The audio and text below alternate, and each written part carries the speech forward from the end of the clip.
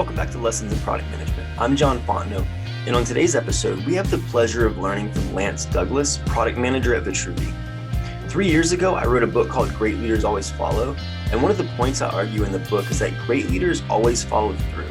And that's the focal point of this conversation. Lance breaks down what following through on success metrics actually looks like, why it's important, and some of the nuances of success metrics. Not to give too much away, but Lance even goes into the topic of when overachieving on your metrics can be a bad thing. I can keep going, but I'll let you hear directly from Lance. This is Lessons in Product Management. Let's get started. Hey Lance, welcome to the podcast. Hey John, stoked to be here. Thanks for having me. Yeah, absolutely. Stoked that you're here. So to kick things off, could you give the listeners an intro of yourself, your background, and what you're up to today? Yeah, sure. So I'm a product manager at a company called Vitruvi. That's what I do most of my time during the day, really in the B2B SaaS space, tackling digital transformation and construction. Really fun challenge. I also do some, fractional work as a CTO and a CPO at startups, helping to, keep myself fresh and up to date on, technical aspects, but I'm definitely not an engineer, that's for sure. But other than that, really my real passion and kind of where all the work that I work on, regardless how I do that, is really about trying to figure out the best way to merge product mindset and get things done, and helping engineering firms, software type companies, really get their processes in place to be able to deliver immense value for customers. Very cool. And so I know today we want to dive into the topic of measuring success and following through on measuring success. But before we jump into the follow through part, there are probably companies out there and probably product managers listening at companies that are sitting there thinking like we don't even measure success. We just build stuff, and like we're in this build trap. And like I've read Melissa Perry's book, we're in a build trap. Like we don't do it. So what advice would you give to the product leader who's listening, who's kind of in that position to make change around like the value of measuring success? Yeah, and I think probably we could look at, if you're not following through on your success metrics, you could go out and build things, but you lose sight. You never had it in the first place, but you really lose sight of what the customers have purchased your software or your product for. And it's really difficult to keep a pulse on that. And so if you're not following through, and so in other words, you hear a problem, your customer says they want something, you go and you build it. And I'm assuming that, for example, a SaaS product, right? So that you have multiple customers and people seem to be buying, some appear to adopt, and there's even some referrals and that kind of stuff. But if you're not following through to make sure that you're hitting the value that they believe that they purchased you for, it may just simply be that you were the best that they could find, and that your sales pitch was good, and that you were able to get close enough, but really they're just waiting to find something better. And then you have an exodus when a competitor realizes what that real value is, and they're following up with those customers. They don't owe you anything. They'll just walk away and move over to other competitors. So I think that's the biggest risk, is you might feel like you have a product and you might feel like you have product market fit, but if you don't know your customer because you're not following up and keeping your pulse on that, you don't have a moat around your business, and people will just walk away from you. That's so interesting, because I know I've seen companies in the past that they'll look at competitors for what to build and they'll just ignore customers altogether. But I think what you said is the real insights come from the customers, not from what your competitors are doing. And when you have a competitor in a competitive market that actually takes the time to do that qualitative research, they have the best chance at differentiating themselves. But then taking that qualitative insight and validating whether or not it's successful is that next step that you have to take. Yeah, and you touched on a really good point there about stealing from from competitors, right? And there's a lot of people out there that say, don't worry about sharing your idea, share it with everybody because no one's going to be able to steal it. I can believe that 80% of the time. You might get some really wicked smart people that take your wicked smart idea and beat you to market. They're going to beat you anyways. But really what that means, I think if you really dig into that, is that it's a lot more than just following through with the features, right? Anybody can go copy Tesla right now today. All of their patents and everything are up online. It's not about that. It's actually about knowing the customer, and it's knowing how all of those features drive value for the customer, and the moat that you've dug around yourself and the customer that nobody can easily penetrate.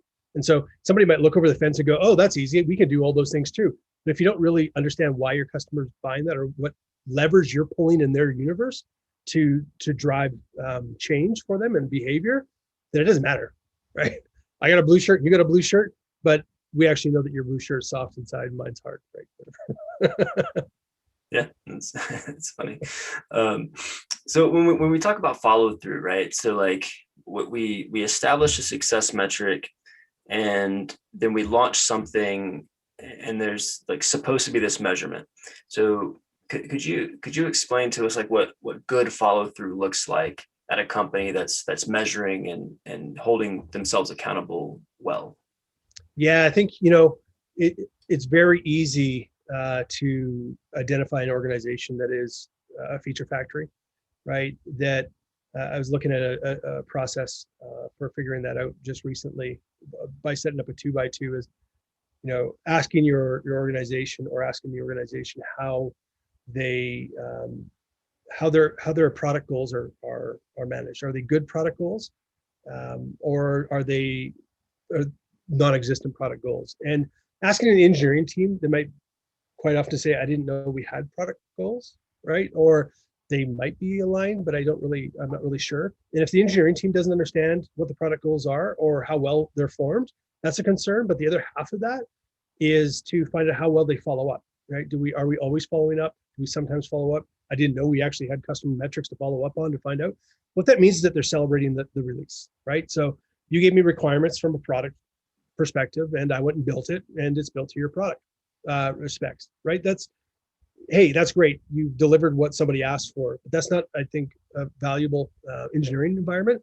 Really, what your success criteria for features or any type of releases, the acceptance criteria should be the change.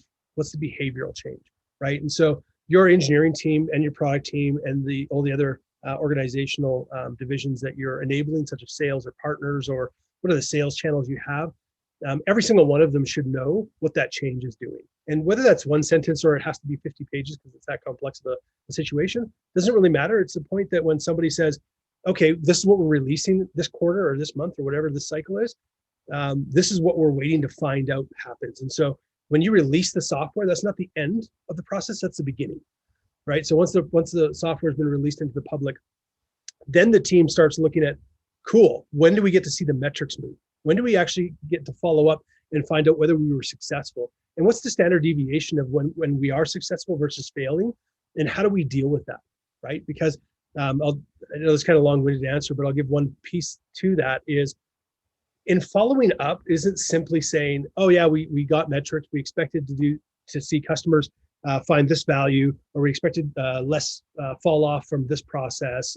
People move from activation to referral or revenue or whatever the case may be. 15% more, that was our target. What happens if it's 25%? What happens if you increase by a factor of 10, right? I think that's actually a failure, right? And so we have to look at, if I'm following up honestly, where am I ended up, what's the target we're going for? And if I overshoot that, what didn't I know, right? And so that's the kind of thing that I'm trying to help organizations understand is get everybody excited about celebrating, hitting that target, and also excited about what they can learn when they miss it. Yeah, I think there's so much to unpack there. The first part is just that whole mantra of like outcomes over output, right? Like the engineering team could celebrate this release, but if the release doesn't accomplish anything, if it doesn't drive at the outcomes that you're driving towards, like it's really a failure, like you were saying. And I think there's beauty in like sharing how what you're doing maps to the broader organizational goals or to the mission or to the strategy. And I think that empowers the overall product team, product UX and dev, to create better solutions and to challenge one another on what the solution should be instead of just being order takers. Like we know as PMs that we shouldn't be order takers, but the devs shouldn't be either, because they're closest to the technology, the things that are emerging, and they could come to the table with some really good solutions that we may not know is possible because, like you said earlier, we're not devs. So, and I think that last point was really interesting about like overshooting, because I can see people who are sitting there thinking, Lance, like who cares if I said we were going to hit 15% increase and it was a 25% increase or a 10x increase? Like, doesn't that mean that we just did really well? And you're framing it as like, that's a failure. So I want you to give an example of like, what are the ripple effects? Not just like we failed in our hypothesis or we didn't know this well enough, but do you have some examples of like, what are some tangible like negatives that could come out of something that you expected a 10% increase but got a 10x increase on? Yeah, sure. So I'll use Disney Plus as an example. And I don't know what their metrics were. I assume that they overshot. And so just using as that example. So they went to launch and said they were expecting 20 million in the first year, and they got 80 million.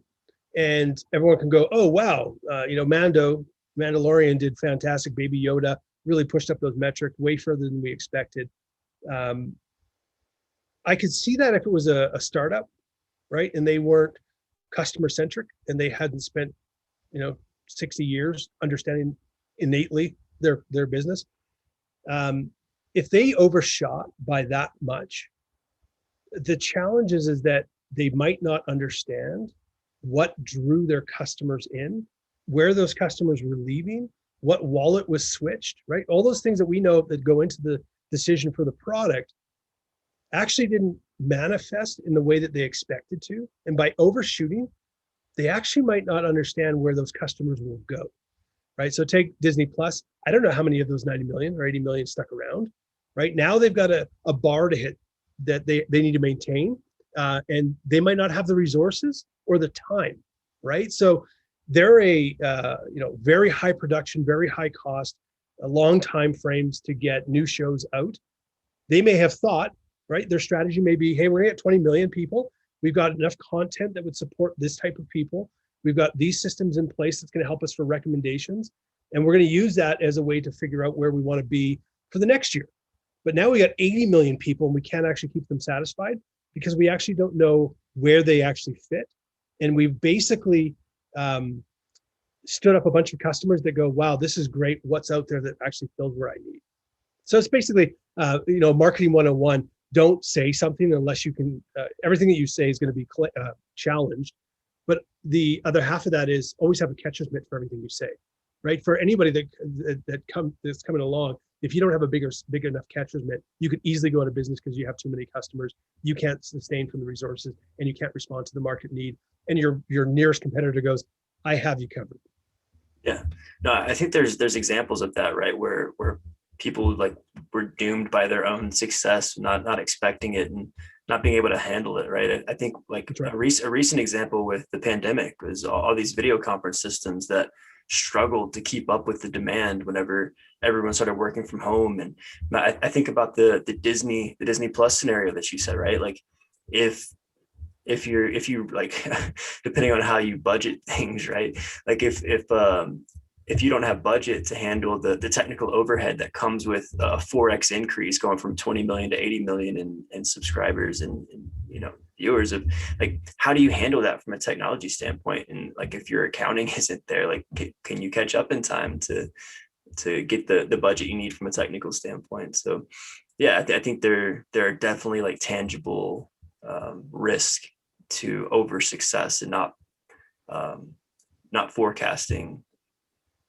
I guess, within that standard deviation that's acceptable.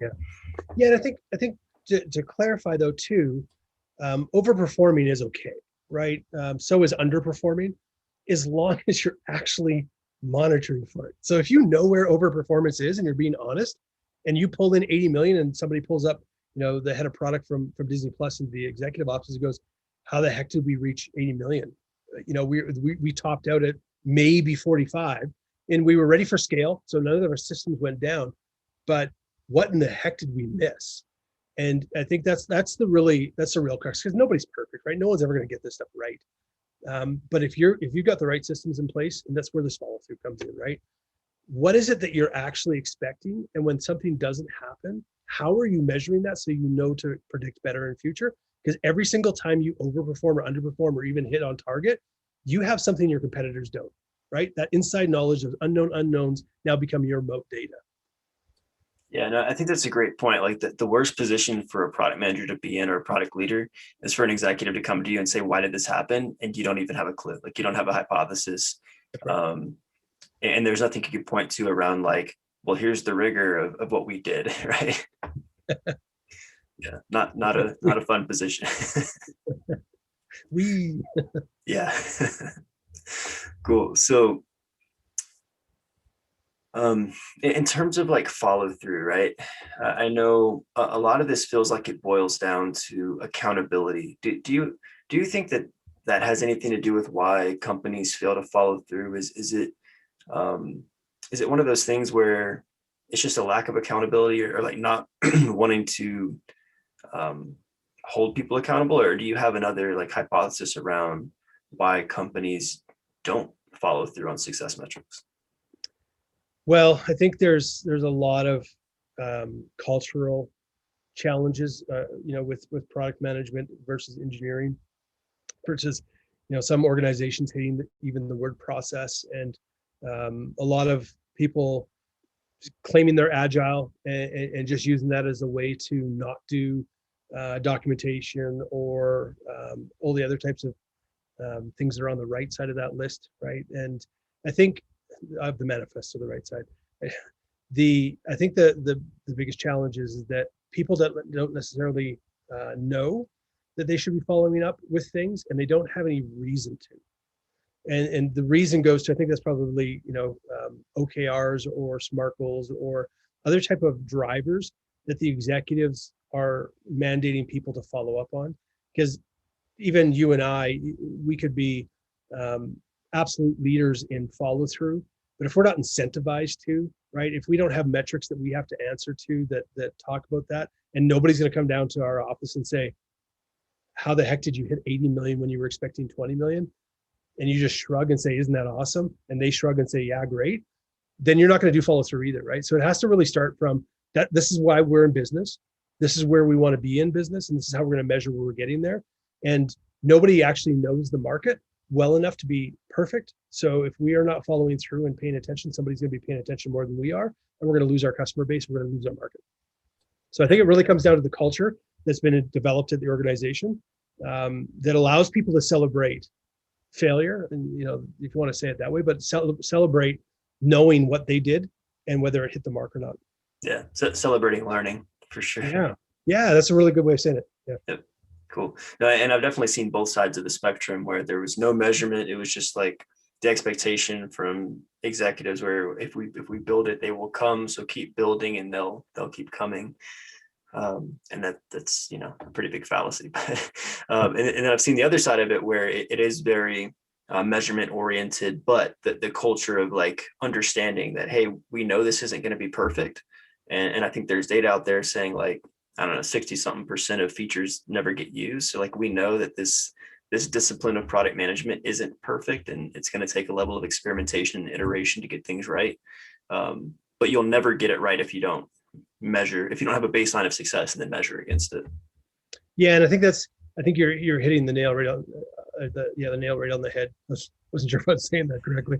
I think one of the biggest challenges is a lot of people think that it takes time, too much time, and it gets in the way of activity, right? Like, so lines of code or however else somebody's being measured in their output. And when in truth, a hypothesis could take 15 minutes to come up with if that's all you got, right? We actually think that customers need us to have this feature in there. This is what we're basing it on. We don't have anything better than gut feel and intuition from what we have. This is where we think we're going to hit. And if we do, this is what we're expecting. If we don't, this is what we're expecting. This is how we're going to measure it. Good, go build it, right? It doesn't have to be this really long, drawn out process, but it might be if you're in a big organization or a medium-sized organization and you're trying to introduce this, it might actually take a year to get the right culture in place to drive that. But you have to drive out this whole concept of activity as a proxy for productivity, right? Because that's really what's happening here, is that people just feel like they're doing something, so they must be of value. When in actuality, you're just burning somebody's cash, which is not fair. Customers, investors, or your own. Yeah, absolutely. And so I can imagine there's product managers or product leaders listening right now who are wondering, okay, I get it. I heard you, Lance. I see the value in measuring success before we actually start something. But like, what do I measure? What's your rules of thumb or your heuristics for developing success metrics? Like, do you have a framework or kind of a rule of thumb that you would share? So I do, and the famous product manager answer is it depends, right? It always comes down to what works for your organization, what works for your culture, and what's being driven. So I do have a framework that I have. I have a rubric that I use that tells me if I'm underperforming, overperforming, predicting, and then there's extremes as well for both of those. What are the metrics that I'm actually capturing? How are those being calculated into value? What are the alarms that go off? What are the actions that are can happen if something does or does not hit? So all of those things, and for me that works, right? I know I've worked at different organizations where they wanted something a little bit more complex. I've worked at ones that wanted less. I love working with the jobs to be done type of framework, and really sitting in. It's just easy to communicate that with people. And so if it works well in your organization to communicate, I like using the Cano model as well. How do customers perceive the things that you're delivering? Are you on target? Are you over delivering? Are you under delivering? I call it, using the Johari model, but that's the known knowns, known unknowns, unknown unknowns, that kind of thing. And I think that's really a real powerful tool. You got to figure out the tools that really work for you, to just the way that your mind works, right? And break that apart, and that your organization can communicate. And so I can go through 15 different tools that I might use depending on who I'm having that conversation with. And even most recently, I've really started to use the Blue Ocean strategy map. This is something I've done in the last 2 weeks since we last chatted, is the idea of finding your white space. And really, I was trying to think of a way to communicate to the org. Here's the jobs to be done. Okay, we all get that. Here's the Cano model. This is what customers love. This is what they don't love. This is the competitor landscape, how that fits against those. Okay, I get that, right? I use a TOWS, which is the opposite of SWOT, right? Once you know your SWOT, okay, well, what are we going to do to attack, right? Oh, that makes sense. How does this fit in for the large full picture? And I found that the Blue Ocean strategy map works fantastic for that, and really lets people see, oh, this is how the market looks for what we deliver as a product, and here's the strategy we're attacking. So it really allows people to see the hypothesis, I think, in real. But really, it all comes down to, what works for the way that you can communicate with the teams, that also works for how you compartmentalize data in your mind, and for what your teams will accept and respond to. So that's the secret of product management right there. Yeah, I completely agree. It's part art, part science, and a lot more art in a lot of ways. But that's probably a controversial topic too, around art versus science.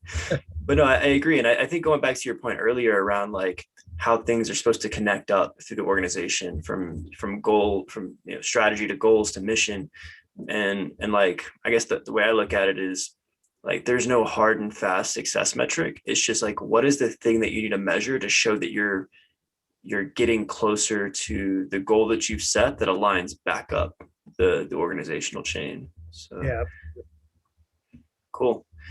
Well, Lance, I appreciate you coming on, man. This has been a fantastic conversation, and I know the listeners have gleaned a lot from it, and I always enjoy chatting with you, and I glean a lot from every time we talk. So thanks for taking the time out this evening, and I appreciate you coming on. Yeah, thanks for having me, John. Anytime. Before you go, don't forget to hit that subscribe button, whether you're listening on your favorite podcast app or on the YouTube channel. And if you haven't subscribed yet on YouTube, you'll want to head over to the Path to Product YouTube channel to find exclusive content that you won't get on the podcast. And if you're an avid listener and want to help support the podcast, you can help by writing a review, sharing these episodes with other PMs, or if you want to help financially, you can do that by donating. The links to the YouTube channel, the podcast, and the donation link are all in the show notes. Thanks for joining us today, and I'll see you next time on Lessons in Product Management.